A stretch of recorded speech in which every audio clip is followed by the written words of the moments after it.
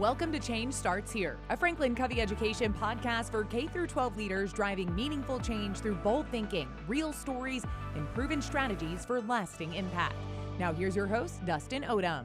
Welcome back to Change Starts Here. I'm your host, Dustin Odham, and I cannot believe I get to say this. Welcome to season 7. 7 seasons.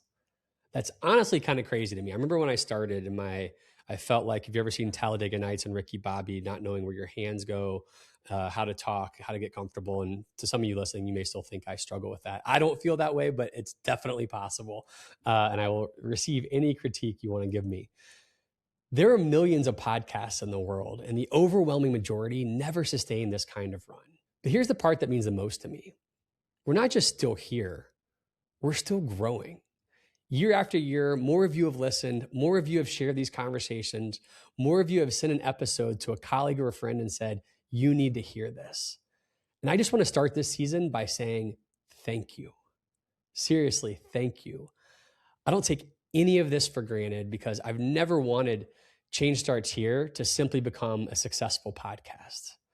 I want it to become something that matters. I want us to build a community of educational leaders who believe we can lead differently, who believe we can care deeply about people and get extraordinary results, who want to become better leaders and maybe even more importantly, better people. You know, I've got this crazy big dream for where this thing could eventually go. Someday, I want these conversations to inspire millions of educators around the world. Millions. And that sounds crazy to say out loud. I'm a little insecure about saying it aloud, but every big impact starts somewhere. And ours starts right here with you. So if you're listening on your drive home after a long day, out for a walk, trying to clear your head, or maybe you're sitting alone in your office after everyone else has gone home, I'm really glad you're here. Leadership's an incredible privilege. And honestly, I can't imagine doing anything else. But could we just admit something? Some days, leadership is heavy. It makes us make difficult decisions, to carry difficult conversations, to remain hopeful when the people around us are all losing hope, to encourage others even on the days when we desperately need encouragement ourselves. So if no one has told you this lately, thank you. What you do matters. The people you lead matter. And you matter too. And before we jump in, if conversations like this are helpful to you, if they give you something to think about on the drive home or help you walk back into your school a little more hopeful, would you do me a favor and subscribe to Change Starts Here?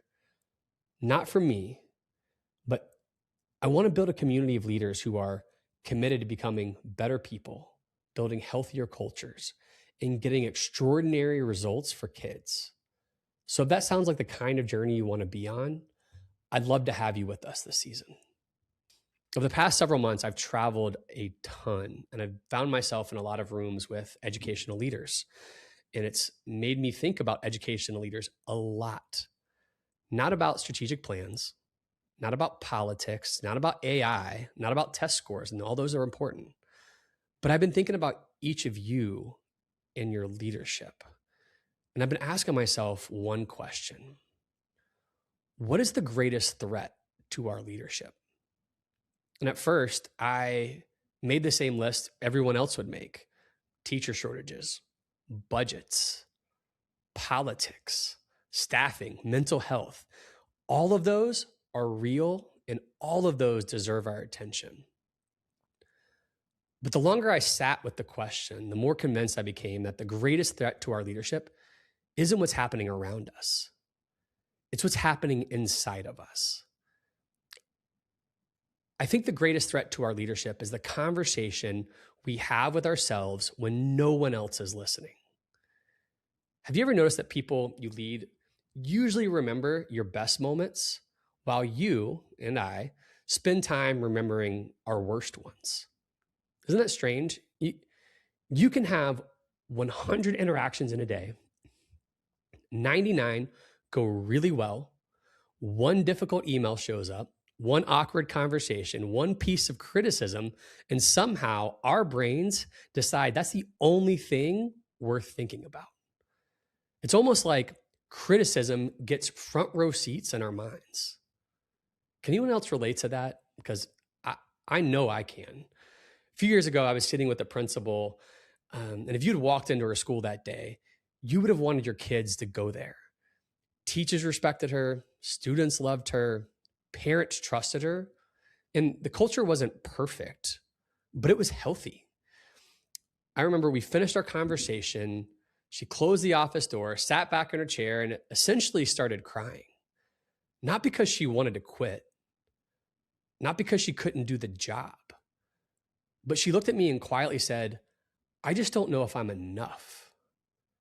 And I'll never forget. I remember sitting in my car that afternoon thinking, how is that possible? How can someone who spends all day giving hope have so little left over for herself? And then another thought hit me. Maybe she wasn't the exception. Maybe she was describing more leaders than any of us want to admit. And if I'm honest, she was definitely describing me too. And I wish I could say I learned that lesson by watching someone else because I'd lived it before. Years ago, I had the awesome privilege of leading Teach for America in St. Louis. And it was one of the greatest leadership experiences of my life. We had more than 200 beginning teachers, an incredible mission, a community and communities, I guess, full of hope that were also carrying enormous challenges. And somewhere during that season, without even realizing it, I crossed the line. I stopped measuring my leadership by faithfulness, and I started measuring it by whether every problem got solved. Every struggling teacher became my responsibility. Every criticism became my burden. Every setback became evidence that I wasn't doing enough. And looking back, I thought I was carrying responsibility, but I wasn't. I was carrying pressure that didn't belong to me. And those aren't the same thing. Can we just admit something? This is for me, my wife, my friends. Educational leaders are funny. We'll spend all afternoon telling teachers, give yourself some grace. Then we'll walk back into our office, make one mistake, and talk to ourselves like we're on trial.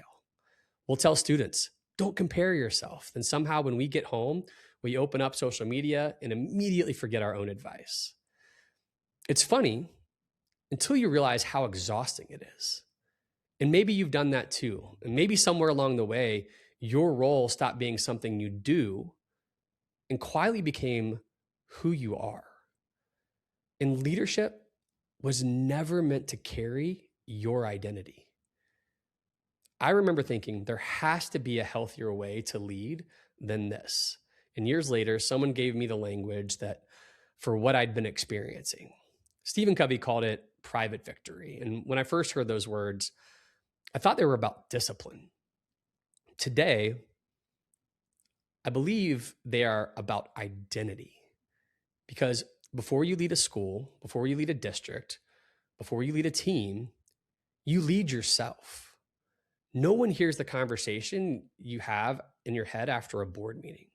No one hears what you tell yourself after a difficult parent conversation.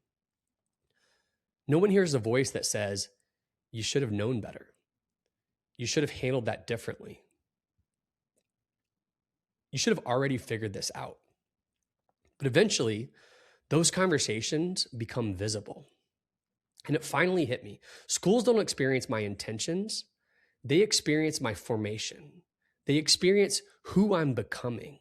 And that's when Stephen Covey's words finally came alive for me.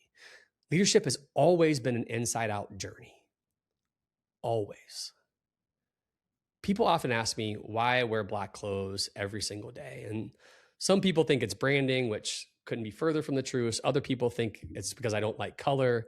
And for those of you who know me for years, you know that is certainly not true. Went to college at SMU in Dallas, Texas. I get teased for being a pretty boy from time to time. And I used to wear bow ties everywhere when I first started at Franklin Covey. So I promise I do love color. The story actually started years ago when I was coaching basketball, and I noticed something that the kids wanted to do exactly what I told them to do, even when they saw a better play, a better pass, or a better decision. So I started wearing black because I wanted them to remember that they were the color. Yes, I was the coach. You need to listen and follow, but you guys are what make this team. And sometimes you're going to see something that I can't see, and you guys need to make something happen that I don't even know is possible. So don't stop thinking just because I, as your coach, am talking. I want you to own the moment. I want you to lead. I want you to make the right decision that you see.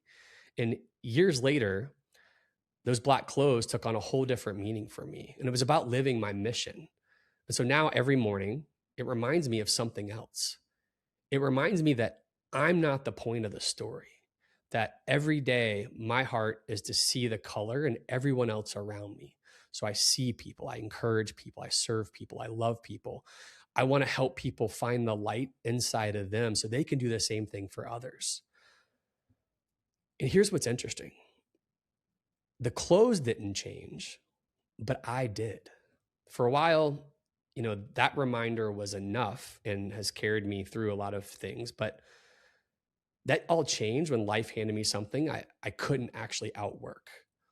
A few years ago, I was lying in a hospital bed with no meetings, no travel, no stage, no podcast, no schedule. And I didn't even have my family around at the time. They were there. They just weren't in the room at the time. And I just remember it was just quiet. It was amazing how loud your thoughts become when everything else gets quiet. And I found myself asking a question I never really asked before. Not, when can I get back? Or not, how long is this going to take?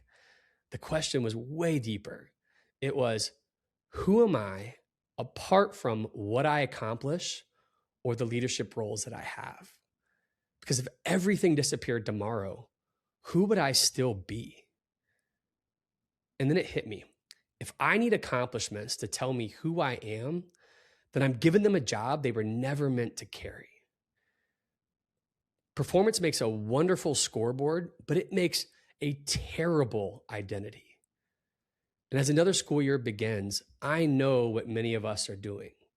We're making lists, build culture, raise achievement, retain great teachers, communicate better, visit more classrooms, exercise more, sleep more, drink more water, answer fewer emails after 10 o'clock. Although, let's be honest, I think some of you probably right now are listening to this, and maybe my wife as well, while checking your email, and you know exactly who you are. But can I offer you another possibility? What if the greatest breakthrough this year isn't adding another priority? What if it's becoming crystal clear about what matters most? We're going to spend this season talking about trust, execution, culture, relationships, and focus. Because I believe the very best leaders refuse to choose between heart and head. They care deeply about people. They pursue extraordinary results, not one or the other, but both. Care deeply about people and pursue extraordinary results.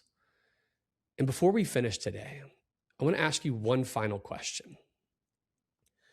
If someone spoke to your leadership team the way you've spoken to yourself this past week, would you allow it?